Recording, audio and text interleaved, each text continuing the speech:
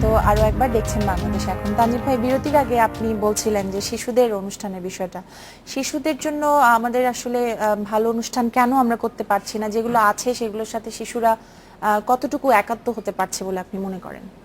আমার কাছে যেটা মনে হয়, আমি দর্শক হিসেবে, আমার 3 ছেলে আছে, 3 ছেলের বাবা হিসেবে ওদের চাহিদার কথা যদি আমি চিন্তা করি, সেটা হচ্ছে যে বাংলাদেশে যতগুলো চ্যানেল আছে তাদের বিভিন্ন সেগমেন্ট মানে টার্গেট অডিয়েন্স আছে, এবং ওই টার্গেট অডিয়েন্সের মধ্যে শিশুরা হচ্ছে সবচেয়ে অবহেলিত। ওয়ারেস আর যদি সময়ের কথা যদি আপনি চিন্তা করেন, তাহলে পটেনশিয়ালি তারাই হতে পারতো সবচেয়ে আপনার লোভনীয় দর্শক। কারণ হচ্ছে তারা তাদের মা বাবাকেও বাধ্য করতে পারে আমার সাথে টিভি দেখো, সেটার জন্য যদি আপনি ওই শিশুটাকে ওই ধরনের অনুষ্ঠান দিয়ে অ্যাট্রাক্ট করতে পারেন। কিন্তু আমরা শিশুদের অনুষ্ঠান পরিকল্পনার সময় আমার কাছে যেটা মনে হয়, বাংলাদেশে যারা চ্যানেলের প্রডিউসাররা আছেন তারা ধরে নেয় যে আমাদের শিশুরা আমাদের চ্যানেলের অনুষ্ঠান দেখবে না, কারণ ওদের কাছে কার্টুন চ্যানেল আছে, নিক চ্যানেল আছে, অন্যান্য মানে ডেডিকেটেড বাচ্চাদের জন্য যে চ্যানেলগুলো আছে ওগুলো। আমি আপনার অ্যাপ্রোচটা আছে প্রথমেই নেগেটিভ। আপনারা কি এটা ধরেই নেন যে শিশুদের জন্য? না, এটা তানজিম ভাই ছেলেরা এখনো আপরাইজিং, তাদের দেখে বা ওরা কার্টুন দেখতে পছন্দ করে, কিন্তু ওটা হচ্ছে সবচেয়ে খরচের একটা জায়গা। অসম প্রতিযোগিতায় কখনো যাদের টাকা পয়সা কম থাকে, প্রতিযোগিতা তো আসতে হবে কবি, আপনারা কতদিন বলবেন যে অসম প্রতিযোগিতা? আপনাকে যে সার্ভাইভাল অফ দ্য ফিটেস্ট, কোনো না কোনো দিন বাংলাদেশের চ্যানেলগুলো আপনাকে পয়সা দিয়ে দেখতে হবে। এই দিন আসবে, তখন আপনি যদি ভালো করেন আপনারটা দেখবে, আপনি যদি ভালো না করেন আপনারটা দেখবে না। আর অসম প্রতিযোগিতার ব্যাপারগুলো আছে। আমাদের ধারাবাহিক নাটকগুলোর যে বাজেট থাকে, সেখানে ইন্ডিয়ান চ্যানেলের যে বাজেটগুলো থাকে সেটি অনেক বেশি। বাংলা ছবি এবং হিন্দি ছবির নির্মাণের যে খরচ, সেটিও একটি বড় ব্যাপার, এটিও কিন্তু আমরা অস্বীকার করতে পারবো না। আর ক্রিয়েটিভিটি, আমি বারবার বলছি, আমি মনে করি না যে আগের চেয়ে এর মান কমে গেছে। কখনোই মনে করি না। মিনার কার্টুন এখানেই হয়েছে, ফান্ড হয়তো বা বাইরে থেকে এসছে, এবং সেটাও ছোটদের মধ্যে অনেক জনপ্রিয় ছিল। আর কবি ভাই, মান কমার কথা বলছে না সবাই, আমরা যেটা অনুভব করছি সেটা হচ্ছে মান বাড়লো কিংবা মান না কমলো, যেটা হচ্ছে আপনার প্রতিযোগিতা, অন্য আপনাদের যারা প্রতিদ্বন্দ্বিতা করছেন তাদের সাথে, তাদের মান কিন্তু অনেক বেড়ে গেছে, কিংবা তাদের মান অনেক উপরে। আপনি মান বাড়াচ্ছেন, কিন্তু আপনার মান বাড়ানোর যে প্রক্রিয়াটা, যে পরিমাণটা, সেটা কিন্তু ওদের সাথে প্রতিযোগিতায় টিকতে পারছে না। অবশ্যই স্যার, আমি আপনার কাছে, আপনি একজন যদি সাধারণ দর্শক হিসেবে নিজেকে চিন্তা করেন, বাংলাদেশের কোন অনুষ্ঠানগুলো আপনার দেখতে ভালো লাগে? আমি সার্বিকভাবে টিভি খুব বেশি দেখি না, আর টিভি দেখলাম সব ধরনের টিভি দেখি, এবং আমি অবশ্যই বাংলাদেশের টেলিভিশনের অনুষ্ঠান তার মধ্যে উল্লেখযোগ্যভাবেই দেখি। তো আমি সবচেয়ে কম দেখতে পছন্দ করি নিউজ।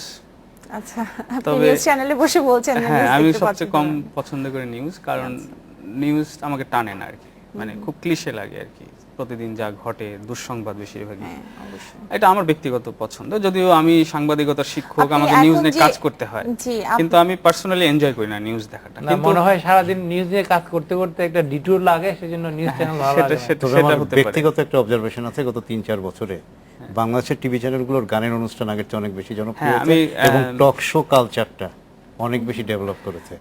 অন্য সবার মতো হচ্ছে অনেকগুলা, সেগুলো দেখা যায় যে একটা চ্যানেলে সেটা কিছুটা ভালো হলে, যেমন এনটিভিতে একটা হয়েছিল ক্লোজ আপ অন তোমাকে খুঁজছে বাংলাদেশ, এটা যখন অনেক জনপ্রিয় হলো, পাশাপাশি অনেক চ্যানেলেই এই ধরনের অনুষ্ঠান। কবির ভাই, আপনার কাছে আমি জানতে চাইবো যে সেই অনুষ্ঠানগুলোর মান আসলে কেমন হচ্ছে, রিয়েলিটি শো গুলো? আচ্ছা, সেখানে আমি আব্দুল্লাহ আবু সাইদ স্যারের একটা কথা বলি। ওনারা যখন 78-79 বা তার কিছু আগে ওনারা নতুন করে একটা আবিষ্কার ছিল, দুর্দান্ত আবিষ্কার। তখন কে ভালো সবচেয়ে গান গাইতে পারবে, কে সবচেয়ে ভালো নাচতে পারবে, সেই জিনিসগুলো তখন ওখানে ছিল, এবং পুরস্কার দেয়া হতো। সেই আইডিয়াটাই কিন্তু পরবর্তীকালে আমেরিকান আইডল হয়েছে।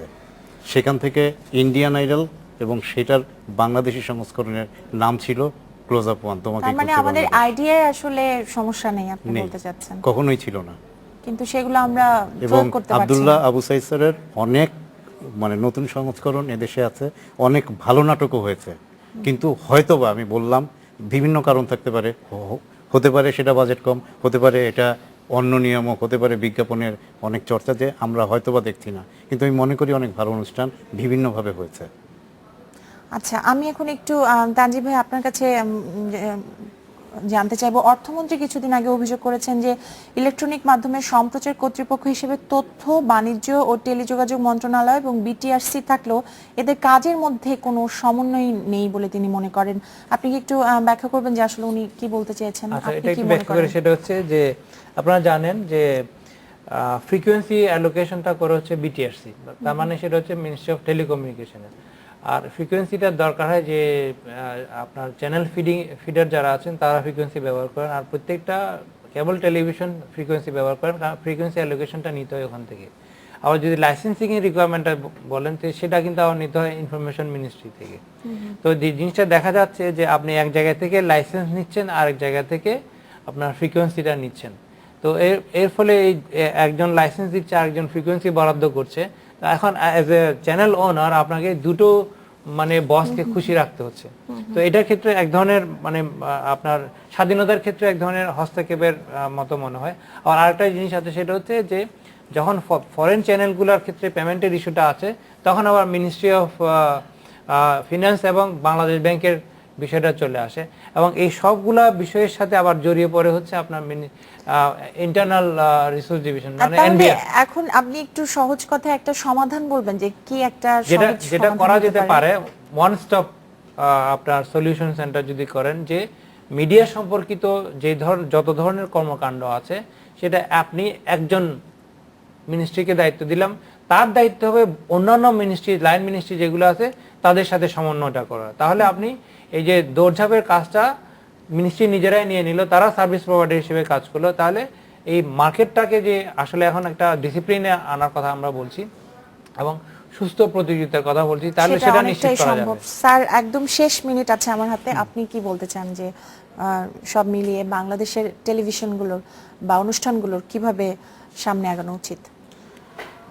আমার কিন্তু গোড়ায় ওই সমস্যাটা আমি আবার বলতে চাই, সেটা আমি এমন না যে মিডিয়া প্লুরালিটির এগেনস্টে, যে ডেমোক্রেটাইজেশনের এগেনস্টে, যে যেই আগ্রহী হবেন তিনি চ্যানেল অপারেট করতে পারবেন এবং এটা তার রাইট ইত্যাদি। আমি আসলে মিডিয়া প্লুরালিটি কিন্তু এটা না। মিডিয়া প্লুরালিটি হলো সব ধরনের মিডিয়ার অপশন যেন একটা সোসাইটিতে থাকে, লাইক এরকম নিউজ মিডিয়া কিংবা ধরুন যে কমিউনিটি মিডিয়া কিংবা অল্টারনেটিভ মিডিয়া, যেমন কমিউনিটি রেডিও আছে, কমিউনিটি টেলিভিশন হতে পারে। এটা হলো মিডিয়া প্লুরালিটি।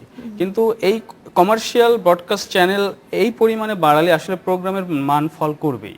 এবং আপাতত আমি এই যেটা নিয়ে আলোচনা আমরা শুরু করেছি, যে ভারতীয় চ্যানেলের প্রোগ্রামের এগেনস্টে আমরা কিভাবে সার্ভাইভ করব, সেই জায়গায় কিন্তু আমি আপাতত মানে সার্ভাইভ করার মানে খুব ইমিডিয়েট কোনো সম্ভাবনা দেখছি না। কারণ হলো আমাদের প্রোগ্রামের বাজেটই হয়ে গেছে 60,000 একটা এপিসোড, সিরিয়ালের একদিনের একটা এপিসোড।